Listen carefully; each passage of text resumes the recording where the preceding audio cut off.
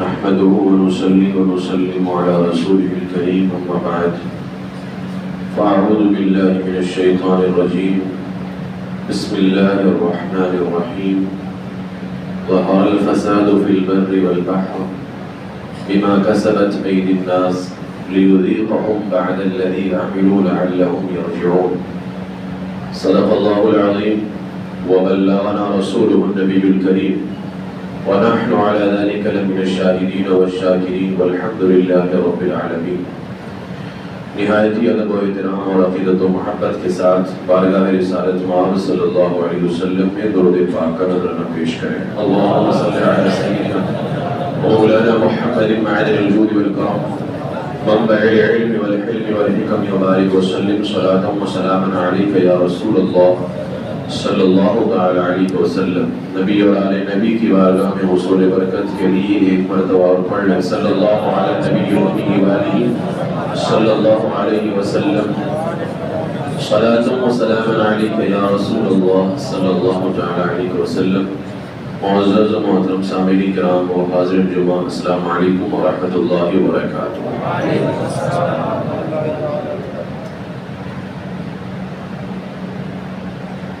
آج مسلمانوں کی جو حالات ہیں ہندوستان میں، ان حالات میں کیا کرنا چاہیے؟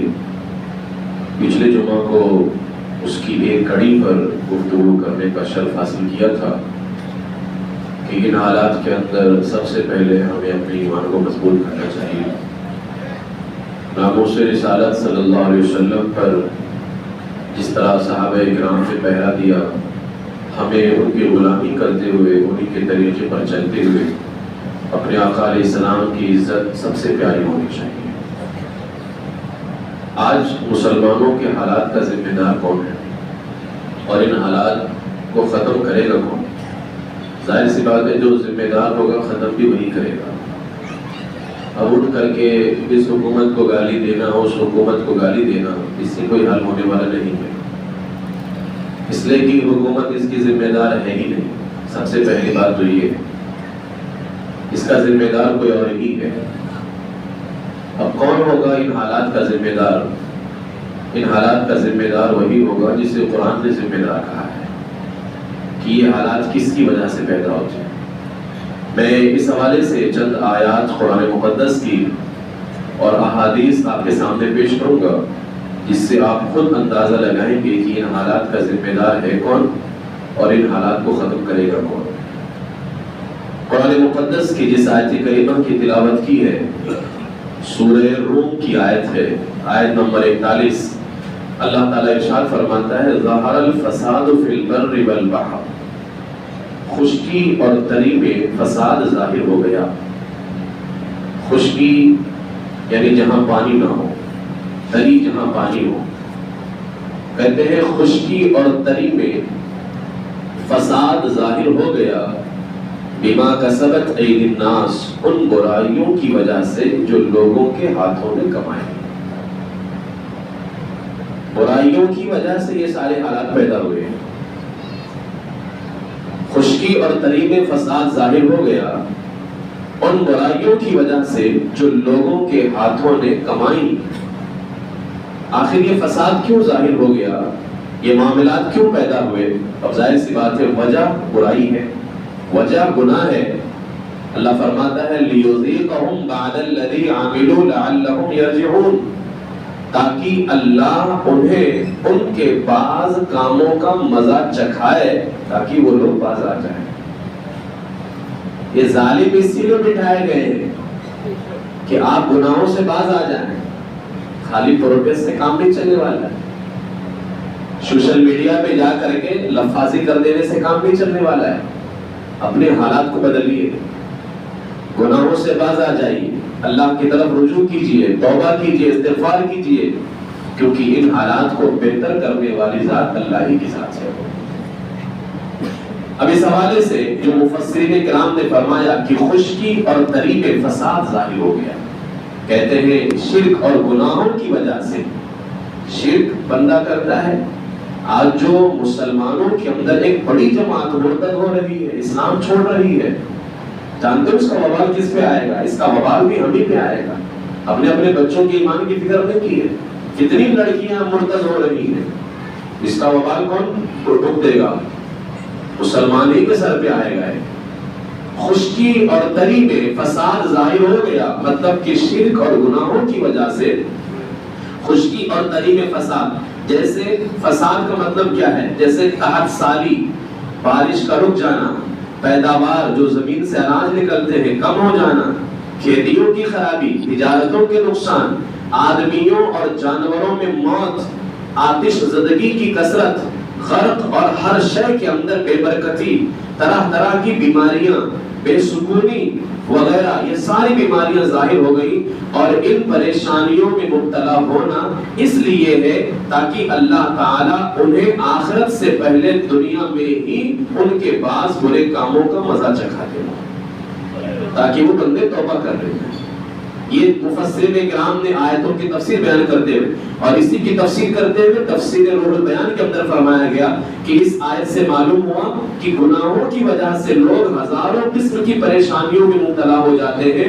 اور صحیح احادیث سے ثابت ہے کہ کسی قوم میں ظاہری طور پر یعنی کھلم کھلا بے حیائی پھیل جانے کی وجہ سے ان میں طاعون اور مختلف بیماریاں پیدا ہو جاتی ہیں. یعنی جب آج کیا کلم کھلا بیماریاں نہیں مسلمانوں کے اندر، فرمایا طاعون اور الگ الگ قسموں کی بیماریاں پیدا ہو جاتی ہیں. ناپ تول میں کمی کرنے لگے، یعنی ناپ تول میں کمی کرنے کی وجہ سے قحط سالی آ جاتی ہے اور اللہ تعالیٰ ظالم حکمرانوں کو مقرر کر دیتا ہے. تو آج ان ظالم حکمرانوں پر بھوکنے کے بجائے سب سے پہلے جو ہم ناپ تول کے اندر کمی کر رہے ہیں، اس کمی کو ختم کریں. ہم گراہکوں کے ساتھ جو ہم خیانت کر رہے ہیں، اس خیانت کو بند کریں. جب تک ادھر ناپ تول میں کمی کر رہے ہو اور دعائیں پہ دعائیں کروا رہے ہو کہ اللہ ظالموں کو بدل دے، ہرگز نہیں بدلنے والا، اس لیے کہ ان حالات کا ذمہ دار تم خود ہو اور ان کو بدلنے والے بھی تم خود ہو. تم خود بدلو گے، کوئی نہیں بدل سکتا ہے حالات کو. ان اللہ لا یغیر ما بقوم حتی یغیروا ما بانفسہم. اللہ کسی قوم کو اس وقت تک کہ نہیں بدلتا ہے جب تک کہ وہ خود اپنے آپ کو نہ بدلے. اپنے آپ کو بدلنا ہوگا. تو فرمایا گیا کہ ظالم حکمران مسلط ہوتے، زکوٰۃ نہ دینے کی وجہ سے بارش رکتی ہے، اللہ تعالیٰ اور اس کے رسول کا وعدہ توڑنے کی وجہ سے دشمن مسلط کر دیا جاتا ہے، لوگوں کے مالوں پر جبرن ظلمن قبضہ کرنے کی وجہ سے اور اللہ تعالیٰ کی کتاب کے مطابق حکمرانوں کے فیصلہ نہ کرنے کی وجہ سے لوگوں کے درمیان قتل و غارت گری ہو جاتی ہے. آج کتنے معاملات ایسے ہیں، کتنے ہمارے بحرام کے اندر کتنے لوگوں کی گھروں پر کتنے لوگوں نے ظلم قبض کیا ہوا ہے. جب گھر بناتے ہیں تب تھوڑا سا بنا کر کے بناتے ہیں، جبکہ وہ جتنا بڑھایا ہے اس کا حصہ نہیں ہو، ظلم قبض کیا ہے. اور اگر بیچارہ سامنے والا کمزور ہے تو اس کو پولیس کی دھمکی دے کر کے، اس کی دھمکی دے کر کے، اس کی دھمکی دے کر کے آپ نے ظلم تو قبض کیا ہے نا. تو جو کیا ہے وہی بھگت رہے، جو کیا ہے آج ہمارے ملک کے حالات وہی سب کچھ ہے جو آپ نے عمل کیا ہے.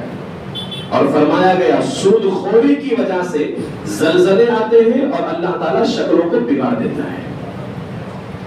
تو اللہ تعالیٰ یہ سب عذاب نازل کر رہا ہے، تو کیا معاذ اللہ اللہ کو بھی ظالم کہو گے؟ معاذ اللہ. اگر یہ ظالم ہم پہ مسلط ہے تو کیوں مسلط ہے؟ ان کو اللہ نے ہی مسلط کیا ہے. تو کیا معاذ اللہ اس خالق کائنات پروردگار عالم کو برا کہو گے؟ کسی کو بھی برا کہنے سے بجائے بہتر یہ ہے کہ اپنے آپ کو برا کرو اور اپنے اندر جو گناہ ہے نا اور جو برائیاں ہیں ان برائیوں کو ختم کرو. میرا پروردگار عالم خود ہی حالات کو بہتر فرما دے گا. اب قرآن پاک کی ایک دوسری آیت کریمہ آپ دیکھ لیں، وَمَا أَصَابَكُم مِّن مُّصِيبَةٍ فَبِمَا كَسَبَتْ أَيْدِيكُمْ وَيَعْفُو عَن كَثِيرٍ. اور تمہیں جو مصیبت پہنچی وہ اس کے سبب سے ہے جو تمہارے ہاتھوں نے کمایا. اب آپ دیکھ لیں کہ یہ حالات آج جو ہیں قرآن ان کا ذمہ دار کس کو ٹھہرا رہا ہے؟ کون ان حالات کا ذمہ دار ہے؟ اللہ فرماتا ہے جو مصیبتیں تمہیں پہنچی وہ اس کے سبب سے ہے جو تمہارے ہاتھوں نے کمایا، اور بہت کچھ تو اللہ معاف فرما دیتا ہے. یعنی اگر تمہارے پورے گناہوں کی سزا اللہ دے دے تو بڑی مشکلیں آ جائیں گی. یہ تو چند گناہوں کی سزا مل رہی ہے. اللہ خود فرماتا ہے کہ بہت سارے گناہ کو اللہ معاف فرما دیتا ہے. اب اس آیت کریمہ کی تفسیر کرتے ہوئے مسند امام احمد ابن حنبل کے اندر فرمایا گیا، اس آیت سے معلوم ہوا کہ مسلمانوں پر آنے والی مصیبتوں کا ایک سبب ان کا اللہ کی نافرمانی کرنا ہے، گناہ کرنا ہے۔ اگر یہ اللہ کی فرما برداری کرتے رہے تو مصیبتوں سے بچ سکتے ہیں، لیکن اللہ کی نافرمانی کرتے ہیں تو ساری مصیبتیں آتی ہیں۔ جیسا کہ حضرت ابو ہریرہ رضی اللہ تعالیٰ عنہ سے روایت ہے کہ رسول کریم علیہ السلام نے فرمایا، اے لوگوں، تمہارا رب اللہ عز و جل ارشاد فرماتا ہے، اگر میرے بندے میری اطاعت کریں تو میں انہیں رات میں بارش سے سیراب کروں گا، دن میں ان پر سورج کو طلوع کروں گا اور انہیں کڑک کی آواز تک نہ سناؤں گا۔ اگر میری فرما برداری کریں، کڑک کی آواز جو بجلی گرجتی ہے، بادل کڑکتے ہیں، یہ سب فرمایا کہ یہ آواز بھی ان کو نہیں سنائی جائے گی، اس لیے کہ اس آواز سے بھی گھبراہٹ ہوتی ہے، وحشت ہوتی ہے۔ اللہ نے فرمایا اگر میری فرما برداری کرتے رہے تو میں ان کو وحشت اور گھبراہٹ سے بھی بچا لوں گا، لیکن فرما برداری میری کریں۔ اور حضرت ابو موسیٰ اشعری رضی اللہ تعالیٰ نے ارشاد فرمایا کہ رسول پاک علیہ السلام نے فرمایا، بندے کو جو چھوٹی یا بڑی مصیبت پہنچتی ہے وہ کسی گناہ کی وجہ سے پہنچتی ہے، اور جو گناہ اللہ معاف فرما دیتا ہے وہ تو بہت زیادہ ہے۔ یعنی جن گناہوں کو اللہ نے معاف کیا ہے ان کی تعداد بہت زیادہ ہے، اور جن گناہوں کی وجہ سے مصیبتیں آ رہی ہیں ان گناہوں کی تعداد کم ہے۔ اب آپ اندازہ لگاؤ کہ اتنی زیادہ مصیبتیں یہ ہمارے تھوڑے گناہوں کی وجہ سے ہے۔ اگر پورے گناہ کی سزا اللہ دے دے تو ہم اور آپ برداشت نہیں کر سکتے، لیکن اب بھی اس کریم کا کرم اتنا زیادہ ہے کہ اس نے ہمارے اکثر گناہ معاف کر دیے ہیں، ہمیں تھوڑے گناہوں کی وہ سزا مل رہی ہے۔ پھر میرے آقا علیہ السلام نے قرآن کی یہی آیت کریمہ تلاوت فرمائی کہ تمہارے ہاتھوں کی وجہ سے مصیبتیں پہنچتی ہیں، اور بہت گناہ تو ایسے ہیں جن کو اللہ نے معاف کر دیا ہے۔ حضرت ثوبان رضی اللہ تعالیٰ نے ارشاد فرماتے ہیں کہ حضور علیہ السلام نے فرمایا، نیک کاموں سے عمر بڑھتی ہے، دعا تقدیر کو ٹال دیتی ہے، اور بے شک آدمی اپنے کسی گناہ کی وجہ سے رزق سے محروم کر دیا جاتا ہے۔ رزق سے محروم جب انسان ہوتا ہے تو اپنے کسی گناہ کی وجہ سے۔ اور حضرت حسن بصری رضی اللہ تعالیٰ عنہ سے روایت ہے کہ حضور علیہ السلام نے فرمایا، لکڑی کی خراش لگنا، یعنی آپ کے بدن پہ اگر لکڑی لگے اور اس کی جو خراش لگتی ہے، فرمایا لکڑی کی خراش لگنا، قدم کا ٹھوکر کھانا اور رگ کا پھڑکنا کسی گناہ کی وجہ سے ہوتا ہے۔ یعنی یہ چھوٹی چھوٹی مصیبتیں بھی جو آتی ہیں نا، یہ بھی کسی گناہ کی وجہ سے، اور جو گناہ اللہ تعالیٰ معاف کر دیتا ہے وہ گناہ تو اس سے کہیں زیادہ ہوتے ہیں۔ اب یہ احادیث کا جو ہے مطالعہ کریں اور قرآن آیات کا جائزہ لیں۔ قرآن مقدس کے اندر ایک نہیں، اب قرآن پاک کی آیتوں کا، اصل میں قرآن تو پڑھنا چھوڑ دیا تو پتہ کہاں سے چلے گا۔ قرآن کی 2 آیتیں میں نے بھی پڑھی ہیں جس میں اللہ تعالیٰ نے ارشاد فرمایا کہ ان حالات کے ذمہ دار تم خود ہو، کہ تمہارے گناہوں کی وجہ سے یہ سارے حالات پیدا ہوتے ہیں۔ اب قرآن پاک کی ایک آیت کریمہ اور دیکھ لیں، اللہ فرماتا ہے فَلَمَّا آسَفُونَا انتقمنا منهم، پھر جب انہوں نے وہ کیا جس پر ہمارا غضب ان پر آیا۔ میں صرف ترجمے پیش کر رہا ہوں آیتوں کے۔ پھر جب انہوں نے وہ کیا جس پر ہمارا غضب ان پر آیا۔ دوسری آیت کریمہ فَلَمَّا عَتَوْا عَمَّا نُهُوا عَنْهُ قُلْنَا لَهُمْ كُونُوا قِرَدَةً خَاسِئِينَ، پھر جب انہوں نے ممانعت کے حکم سے سرکشی کی، یعنی جن چیزوں سے منع کیا گیا تھا وہ کر لیا، ظاہر سی بات ہے جو اللہ نے منع کیا ہے گویا کہ اللہ نے اس سے رکنے کا حکم دیا ہے، اب وہ کر لینا اللہ کے حکم سے بغاوت کرنا ہے، اللہ کے حکم سے سرکشی کرنی ہے۔ فرمایا پھر جب انہوں نے منع کیے ہوئے کاموں کو کر لیا، ہم نے ان سے فرمایا ہو جاؤ دھتکارے ہوئے بندر، ہو جاؤ دھتکارے ہوئے بندر، یہ بھی سخت اللہ کی جانب سے عذاب ہے۔ پھر فرمایا وَلَوْ يُؤَاخِذُ اللَّهُ النَّاسَ بِمَا كَسَبُوا مَا تَرَكَ عَلَى ظَهْرِهَا مِن دَابَّةٍ، اور اگر اللہ لوگوں کو ان کے کیے پر پکڑتا، یعنی اب آپ یہ نہ سمجھیں کہ گناہوں کی سزا تو مل ہی رہی ہے لہٰذا اللہ کا کوئی کرم نہیں ہے، یہ جو تم پر سزائیں آ رہی ہیں، مصیبت آ رہی ہے، یہ تو ابھی تھوڑا سا ہے، لیکن اگر گناہ کی سزا دینے پر وہ کریم پروردگار آ جائے، کہتے ہیں نا اللہ تعالیٰ جو ہے انصاف سے نہیں، اللہ اپنے فضل سے کام لیتا ہے، اگر وہ انصاف سے کام لینے پر آ جائے تو تمہارے گناہوں کی سزا اس سے بھی کہیں زیادہ خطرناک ہے۔ لیکن وہ اپنے فضل کا مظاہرہ کرتا ہے، اپنے فضل سے بندوں کو معاف کر دیتا ہے۔ فرمایا گیا اور اگر اللہ خود فرماتا ہے اور اگر اللہ لوگوں کو ان کے کیے پر پکڑتا تو زمین کی پیٹھ پر کوئی چلنے والا نہ چھوڑتا، کوئی چلنے والا نہیں چھوڑتا، دھانسا دیے جاتے۔ اس آیت کریمہ کی تفسیر کہ گناہوں کی وجہ سے زمین پھٹ جاتی اور تم زمین میں دھنسا دیے جاتے۔ اللہ کسی کو بھی زمین پر نہیں چھوڑتا، لیکن کیا ایسا ہو رہا ہے؟ اب بھی یاد رکھیے کہ اب بھی اللہ کا کرم ہم پر بہت زیادہ ہے، بہت زیادہ اللہ کا کرم ہے۔ پھر ایک آیت کریمہ اور من یعمل سوءا یجز بہ ولا یجد له من دون اللہ ولی ولا نصیرا، اللہ فرماتا ہے جو برائی کرے گا اس کا بدلہ پائے گا اور اللہ کے سوا نہ کوئی اپنا حمایتی پائے گا نہ مددگار پائے گا۔ اس آیت کریمہ میں اللہ نے جہاں یہ فرمایا کہ ان حالات کا ذمہ دار کون ہے، وہی یہ بھی فرما دیا کہ ان حالات کو دور کرنے والا کون ہے۔ جس کو ناراض کیا ہے اس کو راضی کرو، وہی اللہ ہے جو ان حالات کو دور کرنے والا ہے، وہی پروردگار عالم ہے جو ان حالات کو بہتر کرنے والا ہے۔ یہاں پر ایک حدیث پاک اور پیش کرتا ہوں، حضرت ابو درداء رضی اللہ تعالیٰ عنہ کہتے ہیں کہ رسول کریم علیہ السلام نے فرمایا، اب اس روایت کو مشکات کے اندر بیان کیا گیا ہے، امام ابو نعیم نے اپنی کتاب ہلیۃ الاولیاء میں بھی بڑی پیاری حدیث پاک ہے، اور اس حدیث کے اندر پوری وضاحت کر دی گئی ہے کہ ہمیں ان حالات کے اندر کیا کرنا چاہیے، ہمیں برا کس کو کہنا چاہیے، اور برا کہتے سمے یعنی جتنا وقت ہم برا کہنے میں ضائع کر رہے ہیں، یقیناً پروٹیسٹ کریں، جو آپ کا قانونی حق ہے آپ اس حق کی لڑائی لڑیں، میں اس کے خلاف نہیں، وہ تو آپ کا حق ہے آپ کیجئے، لیکن محض وہ کرتے رہ جاؤ تو یاد رکھ لو صرف ایک دو شہر کے مسلمان روڈ پر آ جائیں نہیں، پورے ملک کے مسلمان اگر روڈ پر آ جائیں حالات نہیں بہتر ہو سکتے ہیں، اس لیے کہ حالات کو بہتر کرنے والا اللہ ہے، اور جب تک وہ ناراض ہے کوئی حالات بہتر نہیں کر سکتا ہے۔ ایک دو شہر میں پورے مسلمان، پورے ہندوستان کے پوری کنٹری اور پورے ورلڈ کے مسلمان اگر باہر آ جائیں اور اپنے حق کی لڑائی لڑیں اللہ کو ناراض کر کے، تو یاد رکھے نا ہم صرف قدم باہر اٹھا کر کے رکھتے ہیں، باقی ہمارے قدموں کو بچانے والا، ہمیں کامیابی دینے والا اللہ کریم پروردگار عالم ہی ہے۔ لہذا اگر وہ ناراض ہے ہم نکلیں گے، لیکن ہمارے قدموں کی حفاظت نہیں ہوگی، ہمیں کامیابی نہیں ملے گی، نکلو گے جیلوں میں ڈال دیے جاؤ گے، نکلو گے مار دیے جاؤ گے، نکلو گے جلا دیے جاؤ گے، لیکن اگر اللہ کو راضی کر کے نکلو گے تو اللہ ہر قدم پہ کامیابی عطا فرمائے گا۔ بغیر اس کو راضی کیے تم نکلو گے چاہے جتنے پروٹیسٹ کر لو کامیابی نہیں مل سکتی ہے، اس لیے کہ یہ ہماری کیا سنیں گے، ہماری سننے والی ذات اللہ کی ذات ہو، یہ خود محتاج ہیں، یہ خود فقیر ہیں، کنگال ہیں، مفلس ہیں،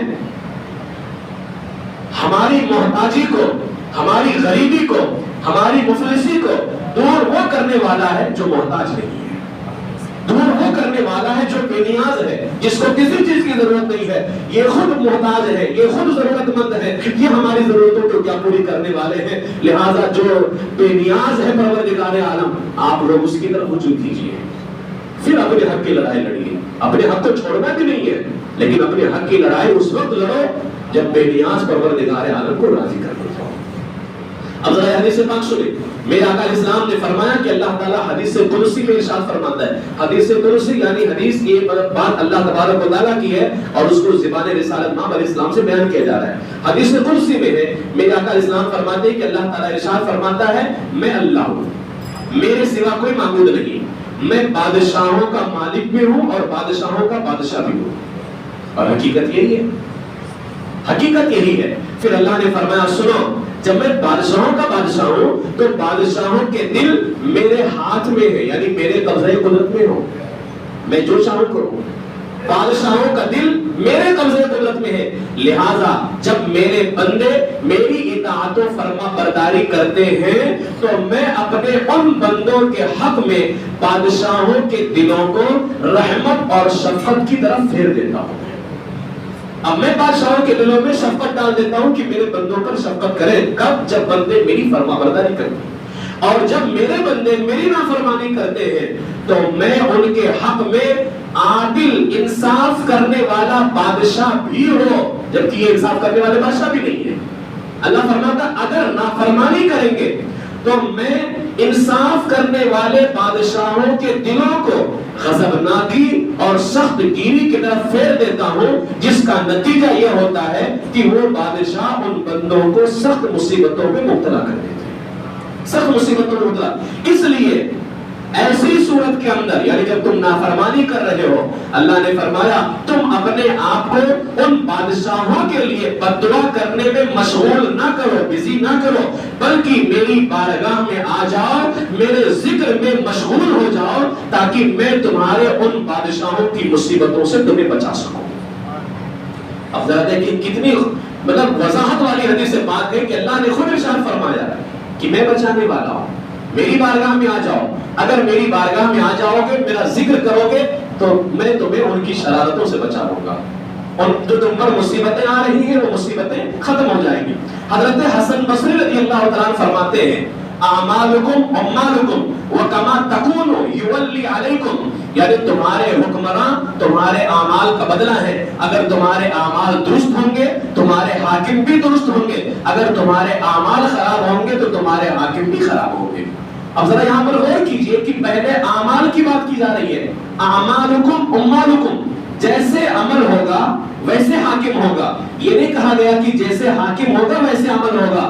تو اگر آپ دیکھنا چاہتے ہو کہ حاکم کتنا زیادہ برا ہے تو آپ یہ دیکھ لیجئے کہ تمہارے اعمال کتنے زیادہ برے ہیں۔ اگر اعمال اچھے ہوں گے تو حاکم بھی اچھا ہوگا، اگر اعمال برے ہوں گے تو حاکم بھی برا ہوگا۔ اور منصور ابن الاسود رحمۃ اللہ تعالی کہتے ہیں کہ میں نے امام اعمش سے قرآن کی اس آیت کریمہ کے بارے میں پوچھا، کون سی آیت کریمہ؟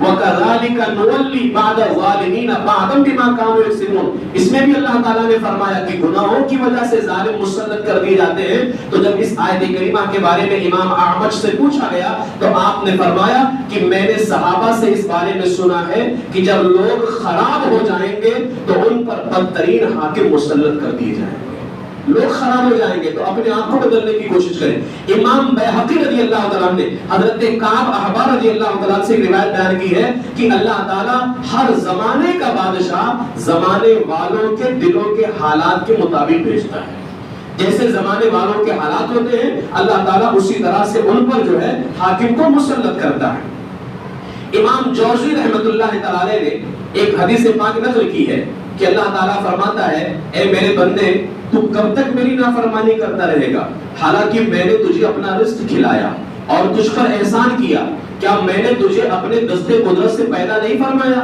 کیا میں نے تجھ میں روح نہیں پھونکی؟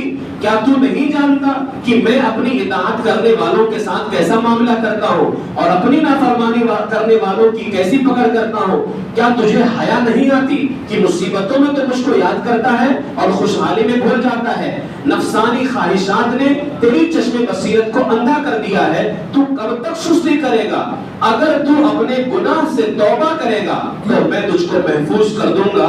ایسے گھر کو چھوڑ دے جس کی صفائی میلا پن اور امیدیں جھوٹی ہیں، تو نے میرے قرب کو گھٹیا چیزوں کے بدلے بیچ دیا، یعنی جن چیزوں سے میرے قریب ہوتا تھا تو نے ان چیزوں کا سودا کر لیا ہے گھٹیا چیزوں کے بدلے، حالانکہ میرا کوئی شریک نہیں ہے۔ اب اللہ فرماتا ہے اگر تو نے توبہ نہیں کیا تو بتا تیرے پاس اس وقت کیا جواب ہوگا جب تیرے ہی اعضاء تیرے خلاف گواہی دیں گے، جس کو تو سنے گا بھی اور دیکھے گا بھی۔ قرآن مقدس میں الیوم نختم علی افواہہم وتکلمنا ایدیہم وتشہد ارجلہم بما کانوا یکسبون، اللہ فرماتا ہے قیامت کے دن تمہارے منہ پہ مہر لگا دیں گے اور ہم تمہارے ہاتھوں سے بات کریں گے، تمہارے پاؤں سے بات کریں گے، تمہارے ہاتھ اور تمہارے پاؤں جو ہے یہ تمہارے ہی خلاف گواہی دیں گے، جس کو تم وہاں سن بھی رہے ہوگے اور دیکھ بھی رہے ہوگے۔ فرماتا اگر توبہ نہ کیا تو بتا اس وقت تیرا کیا جواب ہوگا جبکہ تو بولنے کے بھی قابل نہیں رہے گا، تیرے منہ پہ مہر لگا دیا جائے گا، تیرے ہی خلاف تیرے پاؤں بھی گواہی دیں گے اور تیرے اعضاء بھی گواہی دیں گے۔ اس طرح سے اگر احادیث کا جائزہ لیا جائے، حضرت حذیفہ سے پوچھا گیا بنی اسرائیل پر عذاب جو اللہ نے نازل کیا کیا دین چھوڑنے کی وجہ سے نازل کیا تھا؟ تو حضرت حذیفہ نے فرمایا نہیں، دین چھوڑنے کی وجہ سے بنی اسرائیل پر عذاب، اب قرآن اٹھا کر کے دیکھ لو بنی اسرائیل پر کیسے کیسے عذاب نازل کیے گئے۔ فرمایا دین چھوڑنے کی وجہ سے عذاب نازل نہیں کیا گیا تھا، بلکہ جب انہیں کسی چیز کا حکم دیا جاتا چھوڑ دیتے تھے اور جس سے روکا جاتا تھا وہ کر لیتے تھے۔ آج مسلمانوں کا حال نہیں ہے، کہا جاتا ہے نماز پڑھے، نماز کی طرف نہیں آتے ہیں، کہا جاتا ہے گناہ نہ کریں، آج گناہوں کے یہاں بھیڑ لگی ہوئی ہے. آپ دیکھ لیں فلم تھیٹر کے باہر جا کر کے دیکھ لیں, مسلمان لائن لگا کر کے کھڑا ہوا ہے. ناچ گانا کے اندر مسلمان لائن لگا کر کے کھڑا ہوا ہے. جن کاموں سے منع کیا گیا تھا آج مسلمان وہ کر رہا ہے, اور جن کاموں کا کہا جاتا ہے رمضان کے اندر زکات دیتے, کتنے لوگ زکات نہیں دیتے ہیں, لیکن اگر وہی حرام خوری کے اندر ڈالنا ہو, عیاشی کے اندر ڈالنا ہو اور گناہوں کے اندر ڈالنا ہو تو مسلمان وہاں پہ اپنے لاکھوں پیسے تباہ کر رہا ہے. تو مجھے بتاؤ, بنی اسرائیل پر جو عذاب نازل کیا گیا تھا وہ دین چھوڑنے کی وجہ سے نازل نہیں کیا گیا تھا, بلکہ جن کاموں کا حکم دیا جاتا وہ نہیں کرتے تھے, جن کاموں سے منع کیا جاتا تھا وہ کرتے تھے. آج یہی حالات مسلمانوں کے ہیں. اگر یہ حالات رہے تو صرف دعاؤں سے کام نہیں چلنے والا ہے. میدان بدر کے اندر بھی ہمارے آقا علیہ السلام نے جب کافروں سے مقابلہ کیا تو پہلے 313 صحابہ کو کھڑا کیا ہے, بعد میں راتوں کو ہاتھ اٹھا کر کے دعائیں مانگ رہے ہیں. اگر میرے آقا علیہ السلام چاہتے نا, ان سے بہتر دعا کرنے والی ذات کون سی دنیا کے اندر ہے؟